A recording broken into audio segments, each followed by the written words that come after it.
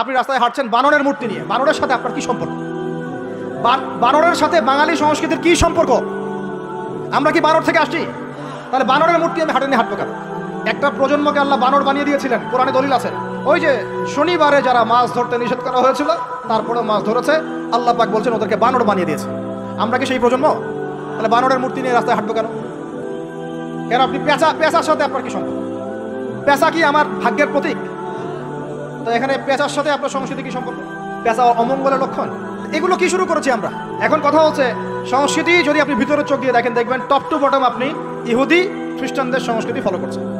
আপনার খাওয়া, আপনার রুচি, আপনার অভ্যাস, আপনার পছন্দ, আপনার বিয়ের অনুষ্ঠান, আপনার জন্মদিন, আপনার মায়ের ওই কি বার্ষিকী, বাবার ওই বার্ষিকী, যা যা করতেছেন সব কিছু কি কার অনুসরণ করতেছেন আপনারা? ইহুদি খ্রিস্টানদের। একটা ভবন উদ্বোধন করবেন, খুজুত করে একটা ফিতা কাটলেন, কাইটা মাশাআল্লাহ পায়রা আপনি উড়াই দিলেন। তো এই পাখি কি আমার কল্যাণ নিয়ে আসবে? হ্যাঁ, এই পায়রা আমার কল্যাণ নিয়ে আসতে পারে? ওইখানে দাঁড়ায় 2 রাকাত নামাজ তো পড়তে পারতেন, পরে আল্লাহর কাছে দোয়া করতে পারতেন, আল্লাহ আমি এই কাজটা শুরু করলাম, আল্লাহ তুমি বরকত দান করো। আমার সংস্কৃতি। একটা দোকান করেছেন, বাড়ি করেছেন, শুরুতেই আপনি ডিজে পার্টি দিলেন, ডিজে পার্টি। সুবহানাল্লাহ। সূরা বাকারার তেলাওয়াত তো দিলেন না। তাহলে পুরো বিশ্বের প্রত্যেকটা ডিপার্টমেন্ট, মূল জায়গাগুলো আমরা এখন নিয়ন্ত্রিত হচ্ছি, এবং ভিতরে চোখ দিয়ে যদি দেখি আমরা আমাদের শেকড় থেকে দূরে সরে গেছি। ভাই আল্লাহ পাক আমাদের সবাইকে বোঝার তৌফিক দান করেন। আমাদের এই পুরো প্রজন্মটাকে আল্লাহ পাক তওবা করে ফিরে আসার তৌফিক দান করেন। বিশ্বের বুকে ওমর রাদিয়াল্লাহু আনহুর সময় আমরা যেমন মাথা উঁচু করে বাঁচতাম, ওইভাবে বাঁচার তৌফিক দান করেন। এমন একটা জায়গায় পুরো জাতিকে নিয়ে যাওয়ার তৌফিক দান করেন যেন আমাদের ভয় ওরা থরথর করে কাঁপা শুরু করে। এগুলো বললে অনেক কথা, বললে কথা অনেক দিকে চলে যায়। কথা হচ্ছে আমরা বিগত 70 বছরে আমরা একটা মিসাইল বানাতে পারি নাই এখন পর্যন্ত। কথা অনেক গভীর। আমাদেরকে ওরা ভয় করবে কিভাবে? এ বিশ্বে তো ঢাল তলোয়ার দিয়ে যুদ্ধ হয় না। ওয়াইদ্দু লাকুম মাসতাতা'তুম মিন কুওয়াতিন, সূরা আনফালের মধ্যে আল্লাহ পাক আয়াত নাযিল করেছেন, হে মুসলিমরা তোমরা শক্তি অর্জন করো, তোমরা শক্তি সামর্থ্য অর্জন করো। তুরহিবুনা বিহি আদুওয়াল্লাহি ওয়া আদুওয়াকুম, এই শক্তি দিয়ে তোমরা আল্লাহর দুশমনদেরকে ভয় দেখাবা। এটা কে বলেছেন? আল্লাহ বলেছেন। ওই শক্তি কই? তা আমরা আপোষে লড়াইয়ে পড়ে আছি, আঞ্চলিক রাজনীতি নিয়ে পড়ে আছি, ভাইয়ে ভাইয়ে মারামারি কাটাকাটি করছি, আমরা গীবত সমালোচনার রাজনীতি করছি, মূল শক্তিটা আমরা অর্জন করতে পারছি না। আল্লাহ পাক আমাদেরকে সেইটা বোঝার তৌফিক দান করেন। চিন্তা করবেন না, চিন্তা করবেন না। আমরা যদি করতে পারি আল্লাহ পাক আমাদের হাতেই বিজয় দিবেন ইনশাআল্লাহ। আর এটাও চিন্তা করবেন না, নিশ্চিত থাকেন যদি আমরা করতে না পারি আল্লাহ আমাদের একটাকেও জীবিত রাখবে না, একটাকেও না। আল্লাহ পাক সবগুলোকে সরাই দিবেন ইনশাআল্লাহ, দিয়ে এমন একটা প্রজন্ম নিয়ে আসবেন ওরা পারবে ইনশাআল্লাহ। এটা ইয়াকিন রাখেন। আমরা যদি গাদ্দার হই, মুনাফিকি করি, আমানতের খেয়ানত করে ফেলি, ওই চেতনা আমরা যদি ধ্বংস করে ফেলি আল্লাহ পাক আমাদেরকে রাখবেন না। আর হে ঢাকাবাসী শোনেন, আল্লাহ পাক না রাখার জন্য একটা 5 মাত্রার ভূমিকম্প যথেষ্ট। আল্লাহকে ভয় করেন। ঢাকায় জেনা বেড়ে গেছে, সমকামিতা বেড়ে গেছে, মাদক বেড়ে যাচ্ছে, ইয়াবাখোর বেড়ে যাচ্ছে, ছিনতাই বাড়তেছে, কত কি হচ্ছে আমাদের শহরে, আমাদের চোখের সামনে। অশ্লীলতার কারণে এই ভূমিকম্পের আযাব আসে, নোংরামির কারণে আসে, জেনার কারণে আসে, পরকীয়ার কারণে আসে, ব্যভিচারের কারণে আসে, ঘরে ঘরে ঢুকেছে। আল্লাহ পাক আমাদের ঢাকাবাসীকে হেদায়েত দান করেন। আমি তো আপনাদের একজন, আমি কিন্তু আপনাদের একজন, আমি আপনাদের বাইরের কেউ না। কিন্তু এগুলো দেখে আমার মনটা কাঁদে, কষ্ট হয়। ঢাকা যেমন মসজিদের শহর, এই মসজিদের শহরের মধ্যে এরকম অন্যায় অবিচার ঘরে ঘরে কেমন করে ছড়িয়ে পড়ে, কেমন করে? একটা অপরাধ হয়েছে আমাদের। অপরাধটা হচ্ছে আমরা সৎ কাজে আদেশ করেছি, অসৎ কাজে সমানভাবে নিষেধ করি না। সৎ কাজে আদেশের সাথে এখন থেকে অসৎ কাজে নিষেধও করবেন। আল্লাহ পাক তৌফিক দান করেন। আল্লাহ পাক এই জজবা চেতনা আপনাদের সবার মধ্যে দান করেন। আমি আইন হাতে তুলে নেবেন না, কিন্তু অন্যায়ের প্রতিবাদ করবেন। অন্যায়ের কি করবেন? প্রতিবাদ করবেন। শেষ পয়েন্টটা বলি, ধর্মীয় অবস্থাটা কি? ভিতরে চোখ দিয়ে দেখেন। আপনার কাছে মনে হচ্ছে আমরা সবাই সংখ্যায় অনেক বেশি, কোটি কোটি মুসলমান, এত এত মুসলিম রাষ্ট্র, এত এত তেল, এত এত মিলিটারি পাওয়ার, ইত্যাদি ইত্যাদি, এত সংগঠন, অনেক কিছু, এত ধর্মীয় দল, এত আলেম ওলামা। বাস্তবিক অর্থে ভিতরের চোখ দিয়ে যদি আপনি দেখেন, দেখবেন যে আমরা সংখ্যায় বেশি হওয়ার সত্ত্বেও আপোষে অসংখ্য দলে বিভক্ত হয়ে গেছে। যতক্ষণ পর্যন্ত আমরা ইউনাইটেড হচ্ছি না, ধর্মতাত্ত্বিকভাবে একটা জায়গায় আসছি না, একটা জামাআ ফর্ম করছি না, একটা ইমারা কায়েম করছি না, এবং আমাদের মধ্যে একজন আমিরুল মুমিনিন নির্ধারণ করছি না, ততক্ষণ পর্যন্ত আপনি আল্লাহর রাস্তায় দিন ইকামত করতে পারবেন। এটা আমাদের মূল সমস্যা, মূল গোড়ার সমস্যা। আর এই সমস্যাটাকে আম জনগণ কোনোভাবে উস্কে দিবেন না। আপনারা ওলামায়ে কেরামদের মধ্যে বিভক্তি বাড়াই দিবেন না, উস্কে দিবেন না, অনলাইন গরম করবেন না, চুপ করে থাকবেন। কিছু বলার যদি না থাকে চুপ করে থাকে, তা বলার দরকার নাই। ওলামায়ে কেরামদেরকে একটা জায়গায় বসতে দেন, তারা যদি একটা জায়গায় বসে একটা টেবিলে বসে একে অপরের সাথে মোয়ানাকা করে, চা খায়, সালাম বিনিময় করে, ইনশাল্লাহ দেখবেন ঐক্য হয়ে গেছে ইনশাল্লাহ। এবং ওলামায়ে কেরামরা যখন আমাদের রাজনীতিবিদদের সাথে থাকবেন, একটা ঐক্যবদ্ধ শক্তি হবে, তখন দেখবেন রাষ্ট্র, অর্থনীতি, রাজনীতি এবং ধর্মতাত্ত্বিক সব দিক দিয়ে এগিয়ে যাবে ইনশাল্লাহ। এই জিনিসটার ঘাটতি আছে আমাদের মধ্যে। আমরা অনেক সময় মনে করি ও পলিটিশিয়ানের সাথে আমার চলার দরকার নেই, ও তাগুত, ও কাফের, ও মোশরেক, ও এটা ওইটা। দেখেন নবী করিম সাল্লাল্লাহু আলাইহি ওয়াসাল্লামকে সবচেয়ে বেশি সাপোর্ট করেছেন তার চাচা আবু তালেব।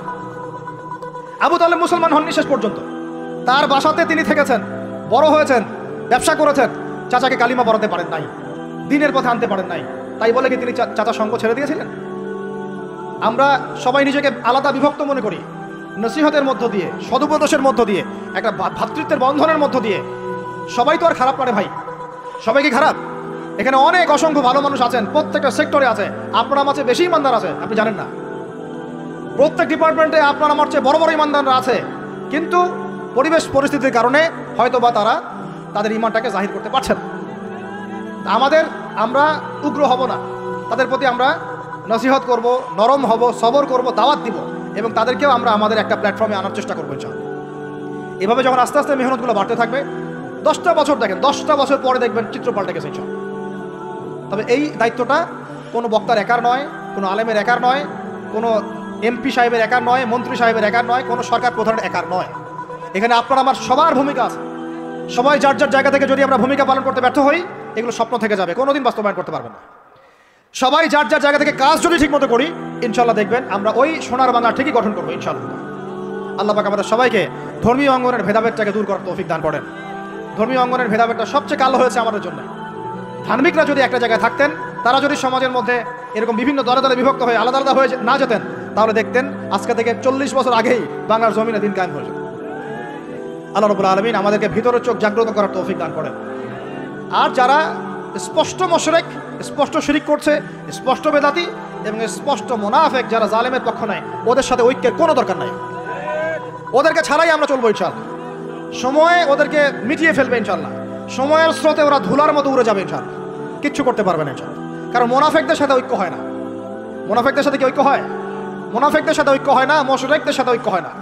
এবং যারা পাক্কা মুশরিক, পাক্কা বেদাতি, তাদের সাথে কিন্তু ঐক্য হয় না।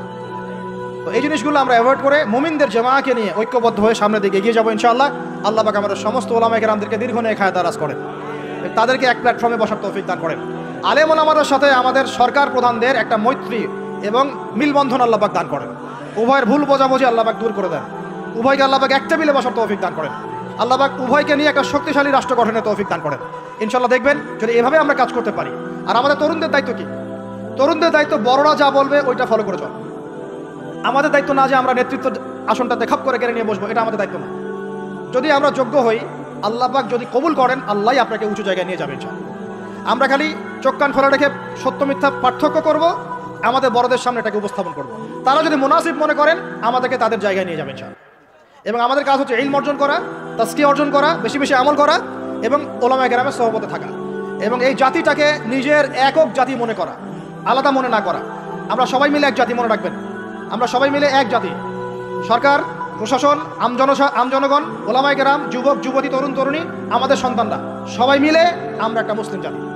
মনে থাকবেন ইনশাআল্লাহ, বিভক্তির দিকে যাবেন না, ঐক্যবদ্ধ থাকেন, বিজয় আমাদের হবে ইনশাআল্লাহ। আল্লাহ রাব্বুল আলামিন আমাদের সবাইকে কথাগুলো বোঝার তৌফিক দান করেন। কিছু কথা যদি আমার ভুল হয়ে যায়, আল্লাহ যেন মাফ করে দেন। যেগুলো সঠিক সেগুলো আল্লাহ কবুল করেন এবং সেই অনুযায়ী আমাকে আমল করার তৌফিক দান করেন। আপনাদের সবাইকে আমল করার তৌফিক দান করেন। আল্লাহ পাক আমাদের সবাইকে বাইরের চোখের সাথে ভিতরের চোখ দিয়ে দেখার তৌফিক দান করেন। সূরা কাহাফের উপর আমল করার তৌফিক দান করেন। এই জালেম সভ্যতার যে জুলুম, এগুলো থেকে আল্লাহ পাক আমাদেরকে হেফাজত করেন। আল্লাহ পাক আমাদের প্রত্যেক স্তরের মানুষদেরকে হেদায়েত দান করেন এবং আমাদের হায়াতের রিজিকে আল্লাহ বরকত দান করেন। খাস করে যারা নেতৃস্থানীয় ব্যক্তিবর্গ এবং ওলামায়ে কেরাম এবং দ্বীনের পথের রাহাবার, আলেম, ওলামা, মুজাহিদ, লেখক, কলামিস্ট ইত্যাদি, দাঈ আল্লাহ, তালেবে ইলম, আল্লাহ পাক তাদের হায়াতে বরকত দান করেন। আল্লাহ পাক আমাদেরকে ওই দিন আসার আগেই ঘুষে আসার তৌফিক দান করেন। সব ইখতিলাফি বিষয়গুলো ভুলে যান, মুমিনদের সাথে থাকেন, ওলামায়ে কেরামের জামাতের সাথে থাকেন। ছোটোখাটো বিষয় নিয়ে তর্ক করা বন্ধ করেন, ইস্যু পাগল হওয়া বন্ধ করেন, ডিভাইস আসক্তি বন্ধ করেন, এই শোডাউনগুলো বন্ধ করেন, মূল জায়গাগুলোয় কাজ করেন। সালাত, তাহাজ্জুদ, হালাল রিজিক, আদর্শ পরিবার গঠন, ঠিক আছে, দাওয়াতের মেহনত, সৎ কাজে আদেশ, অসৎ কাজে নিষেধ, এগুলোতে মনোযোগী হন। আল্লাহ পাক ইনশাআল্লাহ আমাদেরকে তৌফিক দান করবেন ইনশাআল্লাহ। কারণ আল্লাহ ওয়াদা করেছেন, ইন তানসুরুল্লাহ ইয়ানসুরুকুম, তোমরা আল্লাহকে সাহায্য করো, আল্লাহ তোমাদেরকে সাহায্য করবে ইনশাআল্লাহ। কিন্তু ওয়া ইন তাতাওয়াল্লাউ, তোমরা যদি সাহায্য না করে মুখ ফিরে চলে যাও, তাহলে ইস্তাবদিল কওমান গায়রাকুম, আল্লাহ পাক অন্য কওমকে তোমাদের জায়গায় নিয়ে আসবেন, তোমাদেরকে সরাই দিবেন। সুম্মা লা ইয়াকুনু আমসালাকুম, তারা তোমাদের মতো অপদার্থ হবে না। নাউযুবিল্লাহ। আমরা চাই আল্লাহ যেন আমাদেরকে সরিয়ে না দিয়ে আমাদের দ্বারাই খেদমত নেন, আল্লাহ পাক কবুল করেন। আমাদের এই পুরো প্রজন্মটাকে আল্লাহ পাক তওবা করে ফিরে আসার তৌফিক দান করেন।